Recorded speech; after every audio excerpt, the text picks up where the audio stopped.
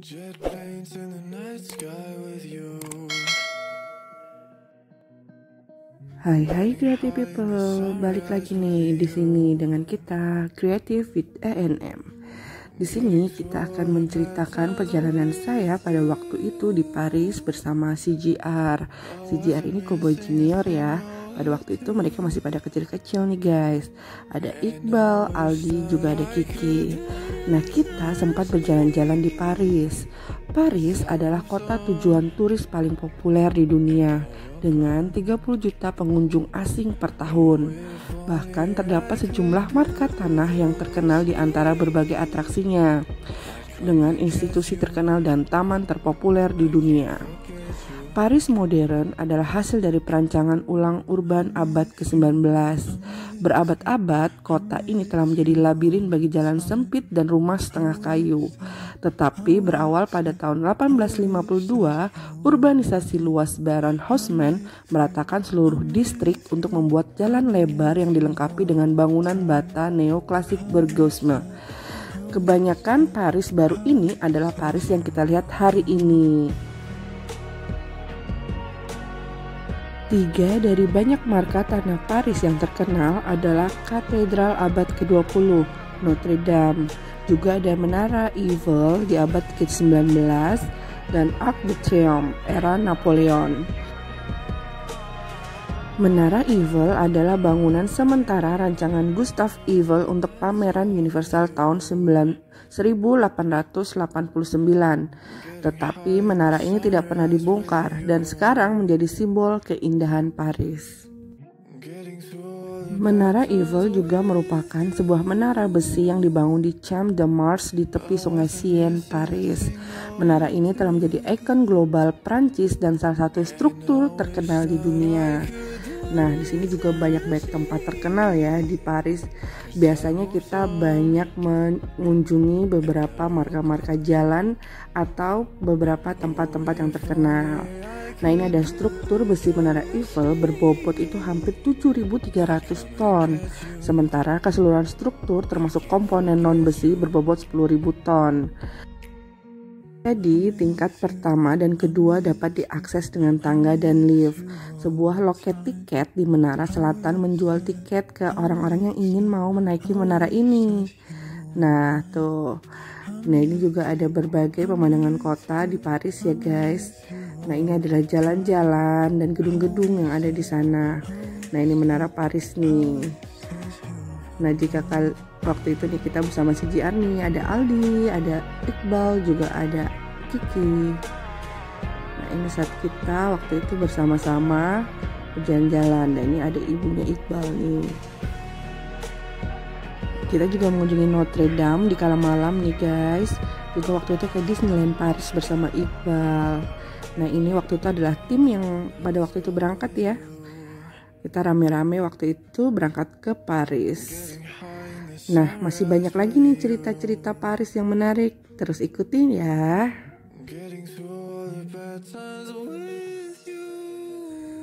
Ada juga Louvre. Louvre merupakan salah satu museum terbesar dan terkenal.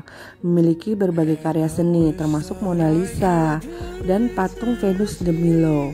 Karya Pablo Picasso dan Auguste Rodin ditemukan di Musée Picasso dan Musée Rodin. Sementara komunitas seni Montparnasse memiliki Musée de Montparnasse. Berbeda dengan eksterior pipanya, Centre Georges Pompidou juga dikenal sebagai Beaubourg, rumah Musée National d'Art Moderne. Seni dan artefak dari abad pertengahan dan era kompresionis disimpan di Musée Cluny.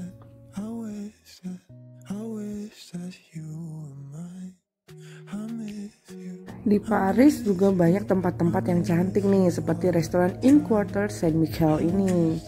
Nah, ini banyak sekali tempat-tempat yang bisa kita buat hangout ya guys. Nah,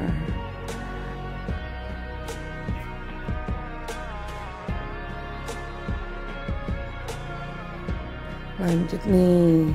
Ini tempat jalan-jalan waktu itu di Paris ya, Odeon Theatre de l'Europe. Nah, ini tuh bentuknya ada Jardin du Luxembourg, Juga kita tempat berjalan-jalan di Palais Luxembourg. Getting high in the sunrise with you. Nah, ini adalah Montparnasse Tower. Di sini juga nanti banyak tempat-tempat, ada Palais Garnier dibangun pada masa Kekaisaran kedua. Sementara bekas Istana Louvre sekarang menjadi salah satu museum terkenal di dunia. Nah, ada banyak lagi nih, ada pemandangan dari terasnya tuh, seluruh kota Paris. Jadi ada banyak jalan-jalan besar ya di sini ya. Juga ada Champs-Élysées and Arc de Triomphe terletak di lingkaran Place de l'Étoile. Sejak tahun 1960-an, jalur ini diperpanjang jauh ke barat hingga mencapai distrik bisnis La Défense yang didominasi Grand Arche berbentuk persegi miliknya. Distrik ini memiliki banyak pencakar langit tertinggi di wilayah urban Paris. Montparnasse adalah wilayah di tepi kiri bersejarah yang terkenal untuk studio pelukis, ruang musik, dan kafe. Studio Metro Montparnasse Bienvenue besar dan pencakar langit Tour Montparnasse terletak di sana nih guys. Ini juga ada Boulevard Garibaldi.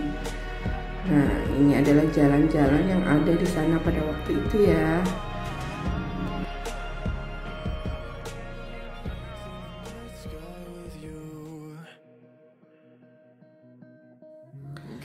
Nah, ini juga ada jalan di Boulevard de Grenelle.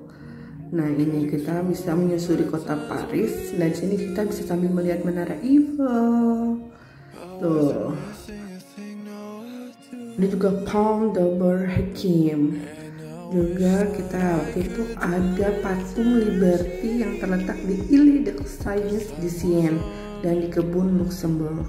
Versi besar patung ini dikirim sebagai hadiah dari Prancis kepada Amerika pada tahun 1886 dan sekarang berdiri di pelabuhan New York City.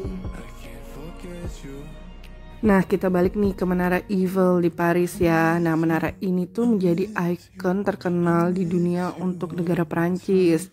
Bahkan banyak negara-negara juga yang meniru ikon ini loh. Seperti yang kita lihat kemarin ya, ada di Las Vegas tuh di Bellagio Hotel.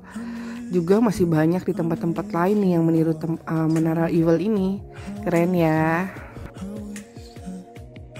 Ada salah satu bangunan juga yang cukup terkenal, yaitu Notre Dame de Paris, katedral bergaya gotik yang megah. Ini terletak di jalan Ile de la Cité, wilayah Paris. Dibangun mulai tahun 1163, namun tidak selesai hingga tahun 1361.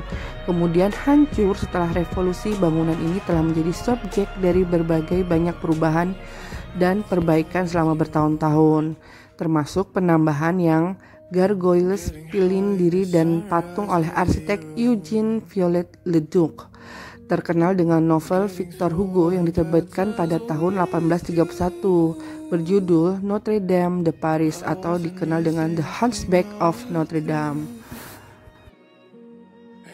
Nah, ini juga kita berjalan-jalan di Jardin de la Plante. Di sini banyak hal-hal yang unik ya, ada arsitektur bangunan, juga taman yang cantik dengan berbagai aksesorisnya nih guys. Nah, balik lagi nih kita ke jalanan Paris. Nah, ini kita ada Église Saint-Étienne-du-Mont. Wah, susah ya bahasa Paris itu untuk diungkapkan. Jadi kayak bahasanya agak sulit juga ya. Nah, ini adalah suasana kota di Paris kala itu.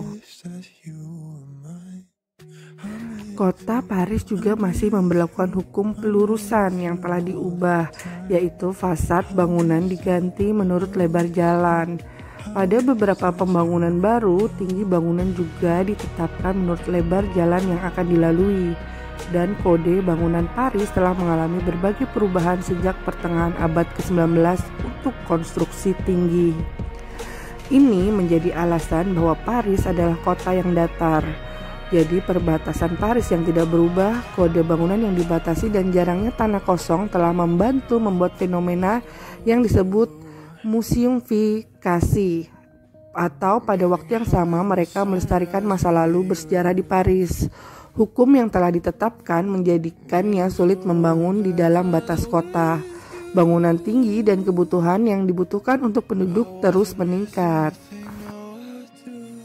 Nah, semoga liputan tadi bisa menginspirasi kalian ya, atau bisa mengajak kalian berjalan-jalan sedikit nih ke Paris. Terus jangan lupa untuk selalu like, comment, and subscribe YouTube channel kami Creative with ANM. Sampai jumpa ya di liputan atau di video-video kami berikutnya. Bye-bye.